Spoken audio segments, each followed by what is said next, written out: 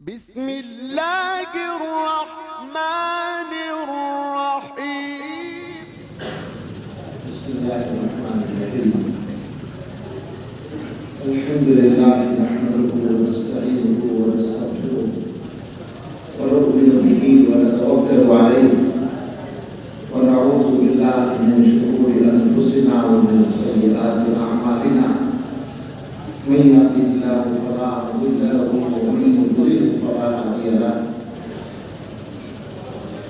ونشهد أن لا إله إلا الله وحده لا شريك له ونشهد أن سيدنا ونبينا ومولانا محمدا عبده ورسوله صلى الله تعالى عليه وعلى آله وأصحابه وبارك وسلم تسليما كثيرا.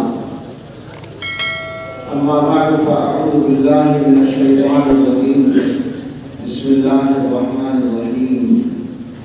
اهدنا الصراط المستقيم صراط الذين أنعمت عليهم غير المغضوب عليهم ولا الضالين. صدق الله العظيم. سبحان ربك رب العزة عما يصفون وسلام على المرسلين والحمد لله رب العالمين. اللهم صل على سيدنا محمد وعلى آل سيدنا محمد وبارك وسلم. اللهم صل على سيدنا محمد وعلى آل سيدنا محمد وبارك وسلم. اللهم صل على سيدنا محمد وعلى آل سيدنا محمد وبارك وسلم. ساقی تحریک مستوں نے بارد دیوبند جب رکھی بنیاد میں خانہ بطور یادگار. دور دورہ ساغر صحبائے طیبہ کا ہوا. جرعہ نوشان ازل آئے قطار اندر قطار. قاسم و محمود و انور نے ننھائے خم کے خم. اپنی وسعت کے مطابق پی گیا ہر مادہ خار.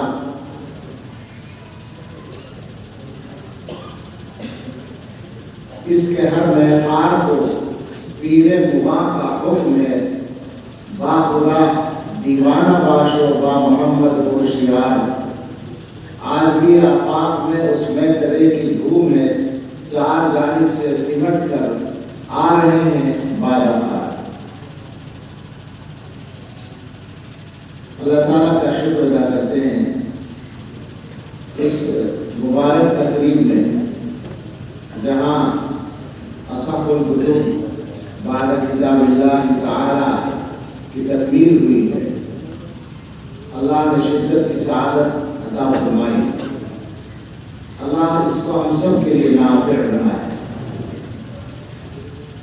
میرے نہایت محترم دوست حضرت مولانا ڈاکٹر محمد اسجد قاسمی ندوی صاحب دامت برکاتہ جو صرف عمر میں مجھ سے چھوٹے ہیں باقی ہر اچھائی میں بہت بڑے ہیں, بہت زیادہ بڑے ہیں. اپنے سے کم عمر والے جن علماء کی علمیت کا میرے اوپر ایک خاص اثر اور وزن ہے ان چند ناموں میں مولانا کا نام ہے. اللہ تعالیٰ ان کی حفاظت فرمائے اور عمر میں اور کاموں میں برکت فرمائے. مجھے حکم دیا آنے کا تو یوں تو جلسوں میں بیان کرنا کوئی مسئلہ نہیں ہوتا, لیکن جب کوئی تقریب علمی عنوان پر ہو, تکمیل بخاری ہوئی ہو اور فضلاء مدرسے کے فضلاء سامنے ہوں تو ذمہ داری بڑھ جاتی ہے. میں نے مولانا کو میسج کیا تھا کہ مجھے آپ نے مہمان خصوصی بنا دیا. اللہ آپ کو رسوائی سے بچائے, اللہ آپ کی عزت رکھے اور مجھے رسوائی سے بچائے. یہ جو دو چار اشعار میں نے پڑھے یہ حضرت مولانا نسیم احمد فریدی اروبی رحمۃ اللہ علیہ کی ایک نظم ہے, اس کے چند اشعار تھے اور ان کی طرف ذہن گیا تکمیل بخاری کی نسبت سے. وہ آپ سب جانتے ہیں کہ دارالعلوم دیوبند صرف دارالعلوم دیوبند کا نام نہیں ہے. یہ بات بہت پہلے سے سمجھی گئی ہے اور لکھی گئی ہے. مسلک دیوبند کے سب سے مشہور ترجمان، بڑے ترجمان حکیم الاسلام حضرت مولانا قاری محمد طیب صاحب رحمۃ اللہ علیہ نے جو علماء دیوبند کے مسلکی ذوق و مزاج کے بارے میں کتاب لکھی ہے، اس میں صراحت کے ساتھ کچھ اداروں کے نام لکھے ہیں کہ یہ سب علماء دیوبند ہیں. اور عجیب بات یہ ہے، خاص بات کہ اس میں مدرسہ امدادیہ کا نام بھی لکھا ہوا ہے مدرسہ شاہی کے ساتھ ساتھ. مدرسہ شاہی تو ظاہر ہے کہ دارالعلوم اور مظاہرالعلوم کے بعد اس نہج کے مدارس میں اس زمانے میں تیسرے نمبر پر قائم ہوا تھا، لیکن اس کے بعد جن اداروں کا ذکر ہے تو اس میں مدرسہ امدادیہ کا نام بھی حضرت نے لکھا ہے. اور حقیقت یہ ہے کہ جن اداروں کا نام لکھا ہوا نہیں بھی ہے اور وہ اس نہج پر کام کر رہے ہیں، وہ سب اس میں داخل ہیں. وہ سب علماء دیوبند ہیں اور وہ سب دارالعلوم دیوبند ہیں. ہمارے دارالعلوم کے ایک استاد محترم سے باہر کسی ایک آدمی نے یہ پوچھا کہ دارالعلوم دیوبند کا رقبہ کتنا بڑا ہے، تو وہ کہنے لگے کہ مجھے معلوم نہیں ہے. انہوں نے کہا کہ آپ کو معلوم نہیں، آپ وہاں نہیں رہتے؟ انہوں نے کہا وہیں پڑھاتا ہوں، وہیں رہتا ہوں، گھر بھی دارالعلوم کے اندر ہی ہے، مگر رقبہ معلوم نہیں. کہا کیا مطلب، سمجھے نہیں ہم. انہوں نے کہا کہ اصل میں بات یہ ہے کہ دارالعلوم دیوبند صرف دیوبند میں نہیں ہے، ساری دنیا میں ہے، اس لیے رقبے کا اندازہ نہیں. تو دنیا بھر میں کام کرنے والے یہ سارے ادارے ایک جماعت حقہ کے اجزاء ہیں جن کو اللہ تعالیٰ نے دنیا کی ضرورتوں کے اعتبار سے پھیلا دیا ہے. جس طریقے سے اللہ تعالیٰ انسانوں کی جسمانی غذا کا انتظام فرماتے ہیں اور ہر آدمی کو جہاں وہ ہوتا ہے وہیں غذا پہنچتی ہے، اسی طریقے سے اللہ تعالیٰ علمی اور روحانی غذا کا انتظام فرماتے ہیں. سورہ فاتحہ کی آخر کی آیتیں میں نے پڑھی خطبے کے بعد. مقصد یہ عرض کرنا ہے کہ ہم سب اس بات پر غور کریں کہ اللہ تعالیٰ نے اس صورت میں جس کو فاتحۃ الکتاب بنایا، آپ کو معلوم ہے کہ حضرات مفسرین یہ کہتے ہیں کہ سورہ فاتحہ پورے قرآن کریم کا خلاصہ ہے، اور سورہ فاتحہ کے جو نام آئے ہیں احادیث میں اس میں ام القرآن بھی، ام الکتاب بھی آیا ہے. گویا کہ خلاصۃ الکتاب ہے، خلاصۃ القرآن ہے. اور اللہ تعالیٰ کی طرف سے پہلے ہی سے یہ بھی مقرر تھا کہ یہ سورت نمازوں میں پڑھی جائے گی، ہر رکعت میں پڑھی جائے گی. تو ایسی صورت میں اللہ تعالیٰ نے ایک دعا سکھائی، اس سورت کا جز بنایا ایک دعا، اور وہ دعا ہے صراط مستقیم کی. وہ دعا ہے سیدھے راستے کی کہ اللہ ہمیں سیدھا راستہ عطا فرما. سوال یہ ہو سکتا ہے کہ انسانوں کو دنیا میں جینے کے لیے تو بہت کچھ چاہیے ہوتا ہے. ہوا کی ضرورت ہر وقت ہے، سانس لینے کے لیے پانی کی ضرورت ہے، کھانے کی ضرورت ہے، اور ضرورتیں ہیں انسان کی. اور وہ ساری ضرورتیں اللہ تعالیٰ ہی کی طرف سے پوری ہوتی ہیں، اور بندوں کو اللہ سے ہی مانگنے کا حکم بھی ہے. ان ضرورتوں کے مانگنے کا حکم یہاں نہیں دیا گیا. یہاں تو فقط ایک دعا سکھائی گئی کہ اللہ سے مانگو اہدنا الصراط المستقیم. جبکہ تم پہلے سے مسلمان بھی ہو، تم مسلمان ہو اور اسی وجہ سے سورہ فاتحہ پڑھ رہے ہو، اسی وجہ سے اللہ سے مانگ رہے ہو، اسی وجہ سے اللہ کے سامنے کھڑے ہو کر نماز پڑھ رہے ہو. مسلمان ہو تم پہلے سے، اس کے باوجود تم سے کہا جا رہا ہے کہ تم مانگو اہدنا الصراط المستقیم، اے اللہ سیدھا راستہ عطا فرما دیجیے. تو اس سے سمجھنا چاہیے دو باتیں. ایک تو یہ کہ صراط مستقیم کی، سیدھے راستے کی ضرورت انسانوں کو تمام ضرورتوں سے بڑھ کر ہے. کھانے پینے کی ضرورت یعنی جسمانی غذاؤں کی ضرورتوں سے بڑھ کر اس صراط مستقیم کی ضرورت ہے۔ آپ جانتے ہیں کہ انسان دو چیزوں کا مجموعہ ہے، روح اور جسم، اور دونوں کا اگر مقابلہ کیا جائے تو پتہ یہ چلتا ہے کہ روح اصل ہے، جسم اس کے تابع ہے۔ چنانچہ جس دن روح نکل جاتی ہے جسم کا نام ختم ہو جاتا ہے، انسان کا انتقال ہوتا ہے، تو اس مرے ہوئے انسان کو مولانا صاحب، ڈاکٹر صاحب، والد صاحب، چچا صاحب نہیں کہا جاتا، کہا جاتا ہے لاش رکھی ہے، جنازہ رکھا ہے، ڈیڈ باڈی رکھی ہے، نام ختم ہو جاتا ہے۔ اس کا مطلب یہ کہ روح اصل ہے۔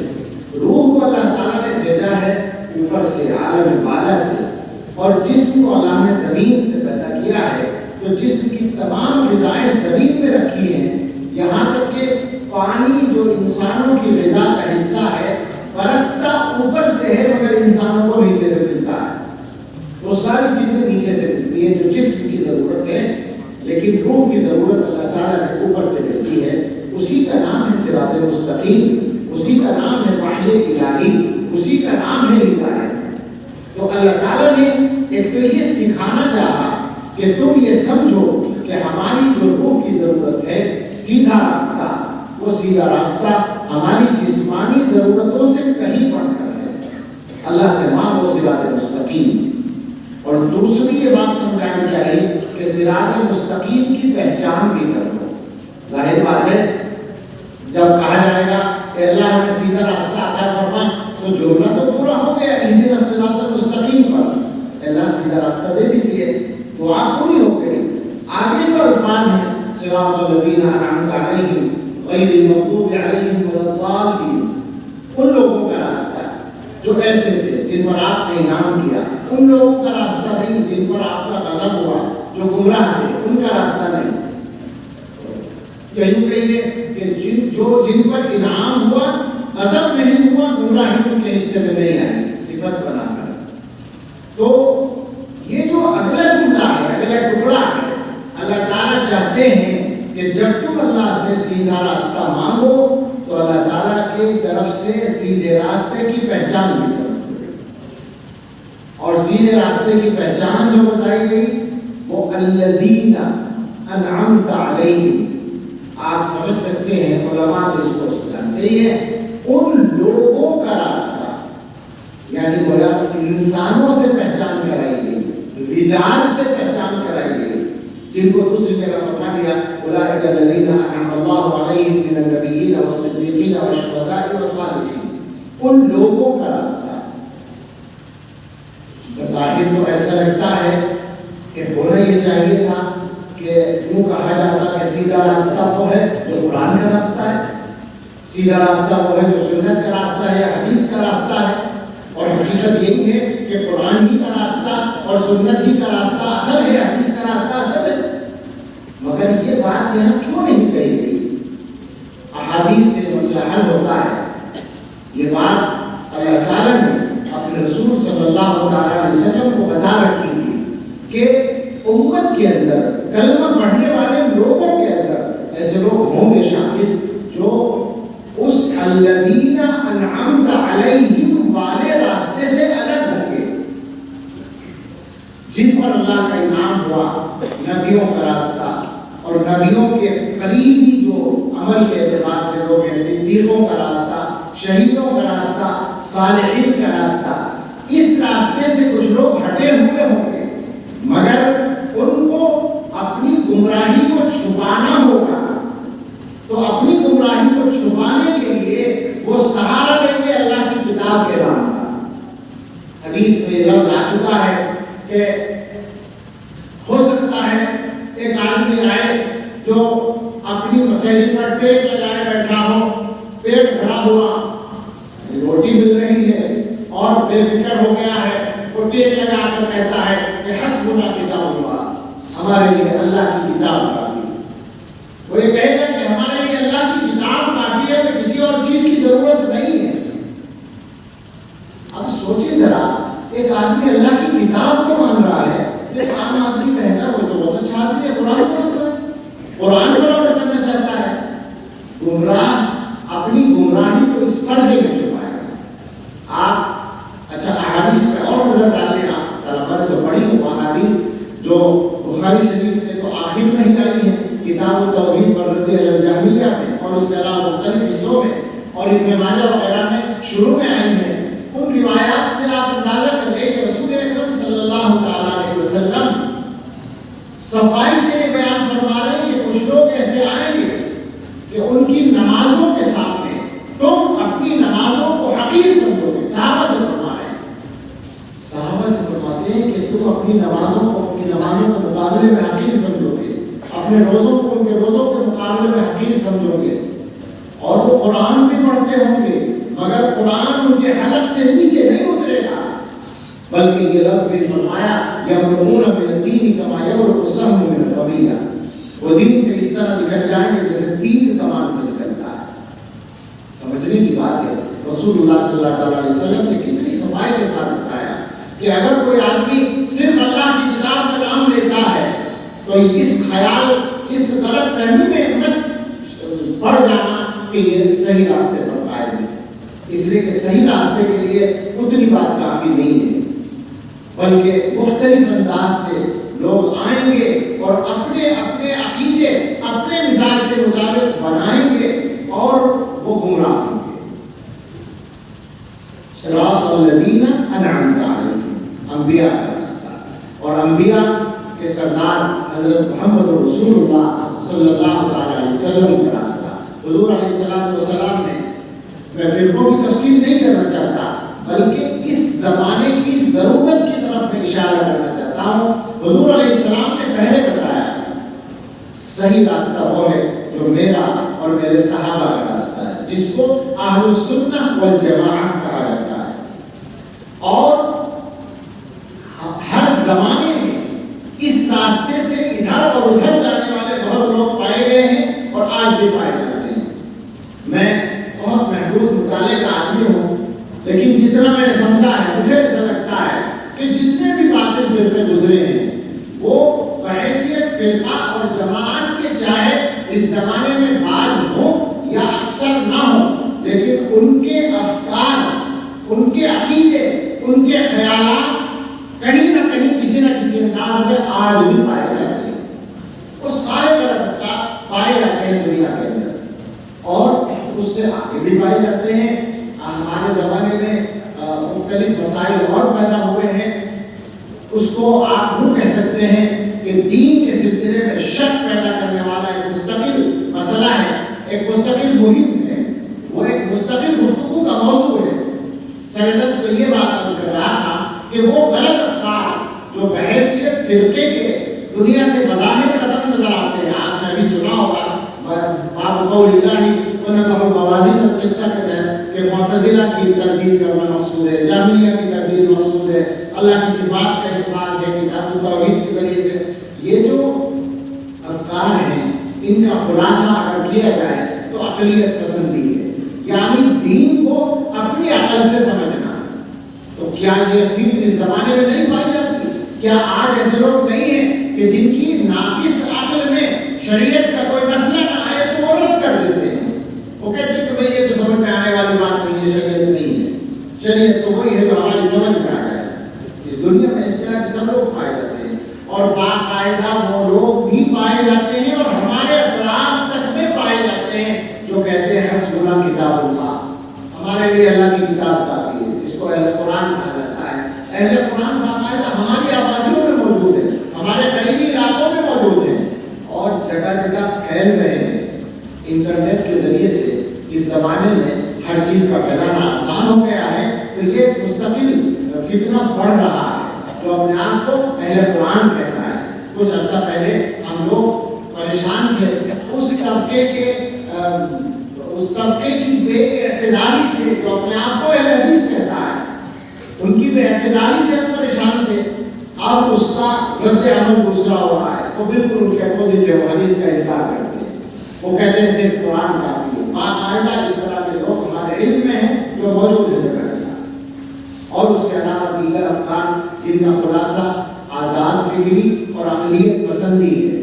ہمیں یہ عرض کرنا ہے آپ سے، اپنے طلبہ سے، سارے مسلمان بھائیوں سے تو یہ کہنا ہے کہ صحیح راستے کی پہچان یاد رکھنا، الذین انعمت علیہم ہے، اور الذین انعمت علیہم کا مصداق انبیاء ہیں، صدیقین ہیں، شہداء ہیں، صالحین ہیں۔ حضرت محمد رسول اللہ صلی اللہ تعالی علیہ وسلم سے وہ ہدایت کا راستہ چلا۔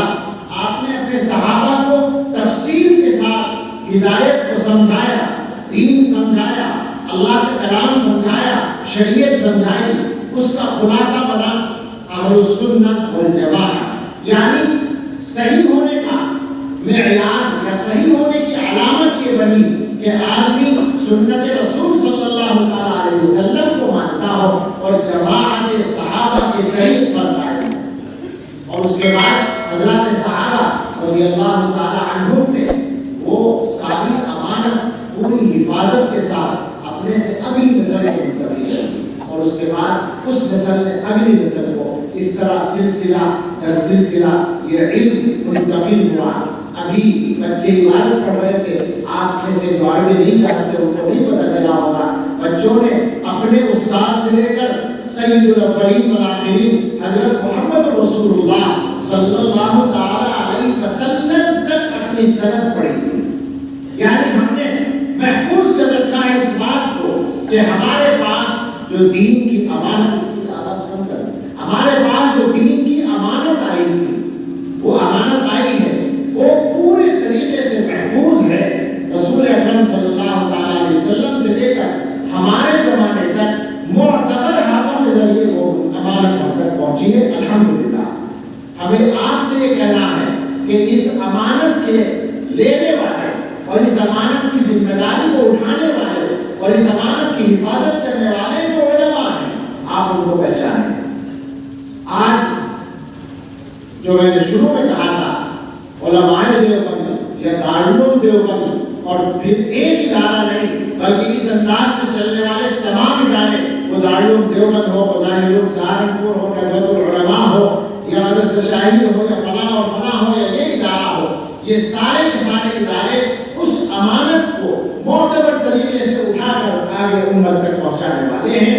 لہذا مسلمانوں کے لیے ضروری ہے کہ جب وہ اللہ تعالیٰ سے صراط مستقیم کا روزانہ سوال کرتے ہیں تو وہ اس بات کا دھیان رکھیں کہ صراط مستقیم کی پہچان جو اللہ نے بتائی ہے وہ کہاں ثابت آ رہی ہے، کہاں وہ فٹ ہو رہی ہے، اس کو سمجھ کر اس پر قائم رہنے کی کوشش کریں۔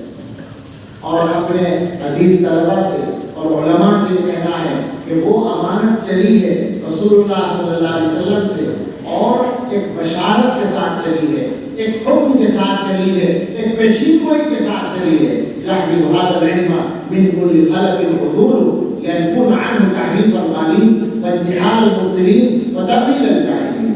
حضور نے فرمایا یہ جو علم ہے، یہ جو امانت ہے، یہ جو قرآن کا علم ہے، یہ جو دین کا علم ہے، یہ جو میری میراث ہے، حدیث سے ثابت ہے کہ نبی کی میراث علم ہے، تو یہ جو علم ہے اس علم کو ہر بعد والی نسل کے عادل لوگ، معتبر لوگ حاصل کریں گے، اور اس ذمہ داری کو اٹھا کر وہ دین کام کریں گے۔ ينفون عنه تحریف الغالین وانتحال المبطلین وتأویل الجاہلین۔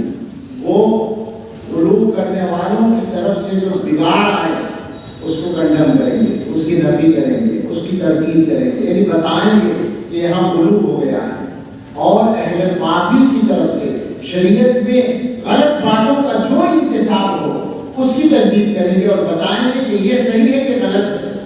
اور اپنے لوگوں میں سے بے علم لوگ شریعت کی جو غلط تشریح کریں گے اس کو بھی کنڈم کریں گے، بتائیں گے کہ ان سے یہاں غلطی ہو رہی ہے۔ یہ بات علماء کو سمجھنی ہے کہ یہ ان کی ذمہ داری ہے۔ اس ذمہ داری کو ادا کرنے کے لیے علم چاہیے، مطالعہ چاہیے۔ ایسا نہیں ہے کہ مناظرہ چاہیے، آپ زوردار تقریر کر دیں یا شور مچا دیں اور کام چل جائے، یہ بات چلنے والی نہیں ہے۔ اس کے لیے ٹھوس علم چاہیے، وہ علم جو حضرت محمد رسول اللہ صلی اللہ تعالی علیہ وسلم سے چلا اور ہم تک ہمارے معتبر علماء اور اساتذہ کے واسطے سے پہنچا، اس علم کا رسوخ چاہیے اور وہ ہمت چاہیے، جو ہمت حق کو حق کہنے کے لیے ضروری ہوتی ہے اور باطل کو باطل کہنے کے لیے ضروری ہوتی ہے۔ مجھے آخر میں آواز آ رہی تھی، مولانا حضرت صاحب دعا پڑھ رہے تھے اپنی تقریر کے ختم پر، اللہم ارنا الحق حقا وارزقنا اتباعہ۔ اللہ ہمیں حق کو حق ہی دکھا. اس دعا کا ترجمہ یہ ہے یعنی جو حق ہے وہی حق نظر آئے ہمیں, اور جو باطل ہے وہی باطل نظر آئے ہمیں. وہ باطل ہی نظر آئے, جو حق ہے وہ حق ہی نظر آئے. حق کو ہم باطل نہ سمجھنے لگے اور باطل کو حق نہ سمجھنے لگے. صحیح پہچان ہو جائے حق اور باطل کی, اور حق کا اتباع نصیب ہو اور باطل سے بچنا نصیب ہو. یہ اللہ سے دعا کی گئی ہے, یہ ہمیں سکھائی گئی ہے دعا. تو ہم حق کو حق کہنے اور باطل کو باطل کہنے کے لیے جو ہمت چاہیے, جو حوصلہ چاہیے, وہ حوصلہ بھی اپنے اندر رکھیں. اور اس بات کو یاد رکھیں کہ ہمارے پاس یہ امانت روٹی کھانے کے لیے نہیں آئی ہے, پیسہ کمانے کے لیے نہیں آئی ہے, روزگار کا کو مقصد بنانے کے لیے نہیں آئی ہے. روزگار اس کے ذریعے سے مل جائے, حاصل ہو جائے, وہ الگ بات ہے, مقصد نہیں ہے. مقصد یہ ہے کہ اس امانت کا حق ادا کرنا ہے. علماء کو اس امانت کا حق ادا کرنا ہے, اور حق یہ ہے کہ ایک تو دین اپنی اصلی شکل میں محفوظ رہے, علم کے اندر اور دین کے اندر ادھر ادھر سے کوئی ملاوٹ نہ ہو, اور اندر سے ملا ہو. بہت مرتبہ ایسا ہوتا ہے اہل حق ہی میں سے کچھ غلو پیدا ہو جاتا ہے. ابھی آپ نے شاید سنا ہوگا, اس سے پہلے پڑھا ہوگا, خلق قرآن کے مسئلے میں امام احمد بن حنبل رحمۃ اللہ علیہ نے اہل سنت کی ترجمانی کی تھی, مگر ان کے ماننے والوں کو غلو پیدا ہو گیا. انہوں نے قرآن سے بڑھ کر قرآن کے کاغذ تک کو, بلکہ تفتی تک کو قدیم بتا دیا. غلو مبتلا ہو گئے. تو ہمیں چوکس بھی رہنا ہے کہ غلو وغیرہ جو صفات ہیں وہ اہل حق میں بھی کبھی کبھی آ جاتی ہیں. ہمیں ہمیشہ چوکس رہنا ہے, ہوشیار رہنا ہے, اور ان حدود کی حفاظت کرنی ہے جو حدود اللہ نے اور اللہ کے رسول صلی اللہ تعالیٰ علیہ وسلم نے مقرر کی ہیں. ہماری یہ ذمہ داری ہے, اور ہمارے اکابر کی جو میراث ہے, علماء دیوبند کی جو میراث ہے, حقیقت میں وہ یہی ہے. ہم دعویٰ کوئی نہیں کرنا چاہتے, اور ہم یہ بھی نہیں کہتے ہیں, صاف بات ہے بالکل, یہ دارالعلوم دیوبند کا ایک ادنا سا خاتم اور علماء دیوبند کا ایک ادنا سا نام بے تکلف یہ بات کہتا ہے کہ ہمارا یہ کہیں دعویٰ نہیں ہے کہ اہل حق وہی ہے جو دیوبندی ہے یا دیوبند کو ماننے والے ہیں. اس کے علاوہ بھی دنیا میں بہت سارے اہل حق ہو سکتے ہیں اور ہیں, لیکن ہمارے اکابر نے جو نہج مقرر کیا اور جو نہج منقع کیا, مقرر نہیں کیا بلکہ واضح کیا, حقیقت میں وہ دین کی تشریح کا سب سے شاندار اور معتدل راستہ ہے. ہمارے یہاں 2010 یا 2011 میں شیخ محمد علامہ جو عالم اسلام کے عظیم ترین محدث ہیں وہ تشریف لائے. دفتر اہتمام میں اساتذہ کے درمیان گفتگو تھی, تو انہوں نے وہ چونکہ عالمی سطح کی شخصیت ہے اور مرکز میں رہ چکے ہیں مدینہ طیبہ, اور پورے ماحول سے, علمی ماحول سے بھی اور فکری انتشار یا استحکام کیسا ہوتا ہے اس سے بھی براہ راست واقف ہے. تو انہوں نے بات یہاں سے شروع کی کہ میں نہیں جانتا, میں نہیں سمجھتا کہ آپ حضرات کو اللہ کی اس نعمت کا پورا احساس ہو جو اللہ نے آپ کو عطا کی ہے. یعنی اس راستے پر قائم رہنے کی شکل میں یہاں سے بات شروع کی اور ختم یہاں کی کہ انہوں نے ہم سے کہا, اساتذہ سے, کہ میں آپ حضرات سے کہتا ہوں کہ آپ اپنے فضلاء کو, اپنے طلبہ کو اس کا پابند کریں کہ وہ آپ کے اکابر کی کتابوں کے علاوہ کسی اور کی کتابوں کی طرف نہ دیکھیں. یعنی جو بات ہم بے تکلفی سے نہیں کہہ پاتے وہ بہت صراحت کے ساتھ شیخ علامہ نے کہی. وہ علماء دیوبند سے اور ان کی خدمات سے بھرپور واقفیت رکھنے والے آدمی ہیں.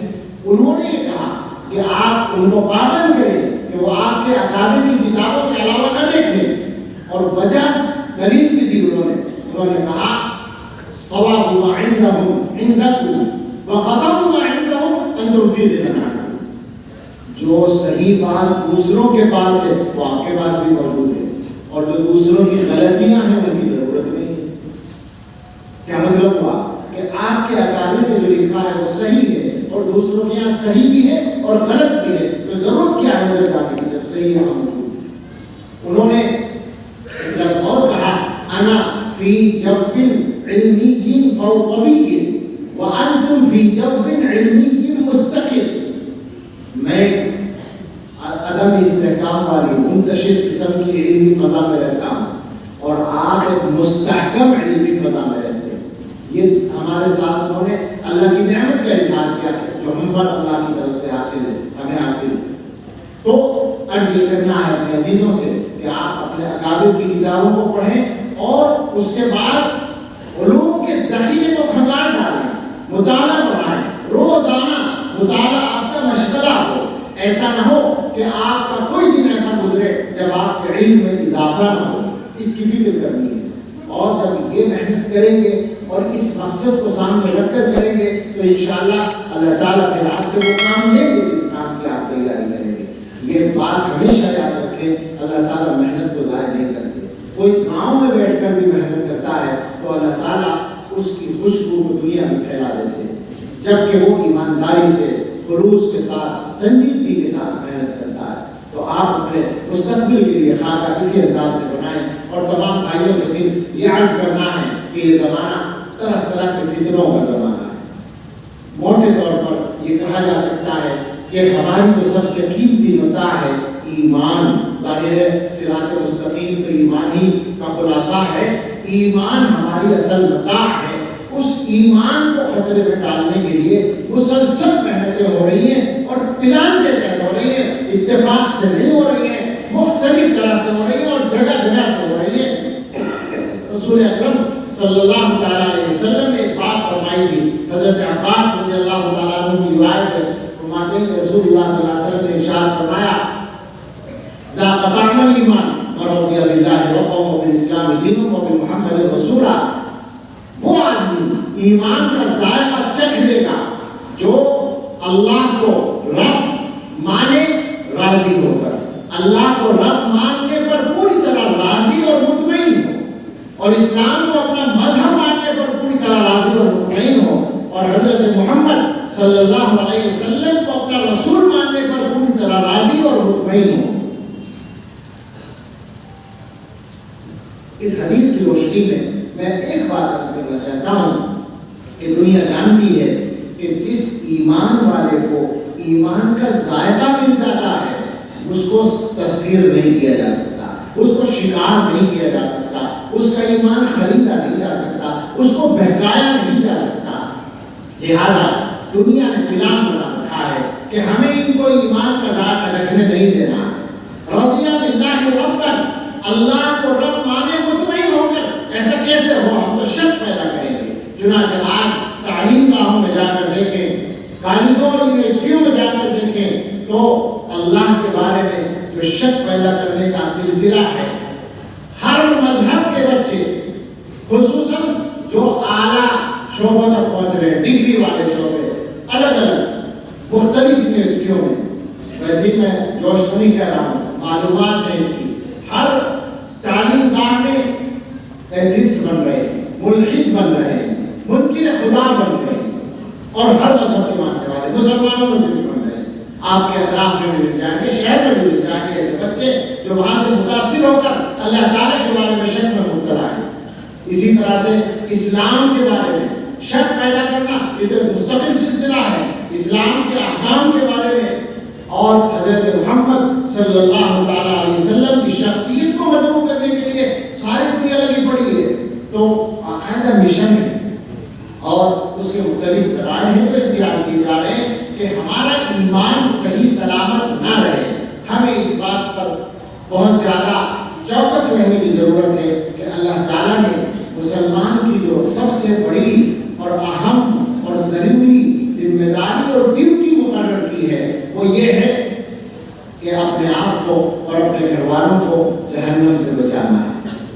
ایمان پہ مرنا ہے، ایمان پہ جینا ہے، ایمان پہ مرنا ہے. تو سارے مسلمان اس کی فکر کریں، اپنے مزاج میں اس فکر کو اچھی طرح سے راسخ کریں اور روزانہ کا اپنا کام بنائیں کہ اپنے گھر والوں کی دینی حالت کا وہ جائزہ لیں. وہ دیکھیں کہ کوئی نماز سے تو نہیں رہ گیا، کوئی بچہ بے نمازی تو نہیں ہے، گھر والے نماز میں کوتاہی تو نہیں کر رہے، ہمارا بچہ جو تعلیم میں پڑھتا ہے اس کا عقیدہ تو خراب نہیں ہو رہا ہے، اس کے مزاج میں کوئی شک تو نہیں پیدا ہو رہا ہے، ہمارا بچہ جو اسکول یا کالج میں پڑھتا ہے یا بیٹی، اس کے بعد جو موبائل ہے اس موبائل کا غلط استعمال کر کے وہ کسی کی دوستی میں تو نہیں مبتلا ہو رہا ہے.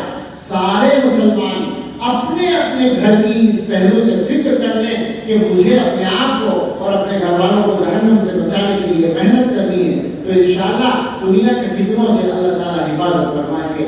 بدترین فتنوں کا زمانہ ہے، اور ان فتنوں میں سے حفاظت کا یہی راستہ ہے کہ اللہ تعالیٰ سے صراط مستقیم مانگتے رہیے، اس پر استقامت مانگتے رہیے، اپنے لیے بھی اور اپنے گھر والوں کے لیے بھی۔ اور اس کا جو ذریعہ ہے، سب سے مضبوط ذریعہ، سب سے طاقتور ذریعہ، وہ یہ دینی مدارس ہیں جو ہمارے اکابر کے رہن پر قائم ہیں۔ اللہ رب العزت اپنے خاص فضل سے، خاص کرم سے یہ فیصلہ فرما دے کہ یہ مدرسے دنیا میں جہاں کہیں بھی ہیں اور ہمارے ملک میں بھی اسی رونق کے ساتھ، بلکہ جو خامیاں یا کمزوریاں در آئی ہیں ان کی اصلاح کے ساتھ قیامت تک جاری رہیں، اور یہ ان کی خدمات اللہ کے یہاں قبول ہوں۔ اللہ تعالیٰ آسانی فرمائے اور اس ادارے کی بھی حفاظت فرمائے، اور ہم سب کے اور ہمارے گھر والوں کے اور ساری امت کے لوگوں کے ایمان کی، جان و مال کی، عزت و آبرو کی حفاظت فرمائے۔ آمین۔ آخر دعوانا الحمدللہ۔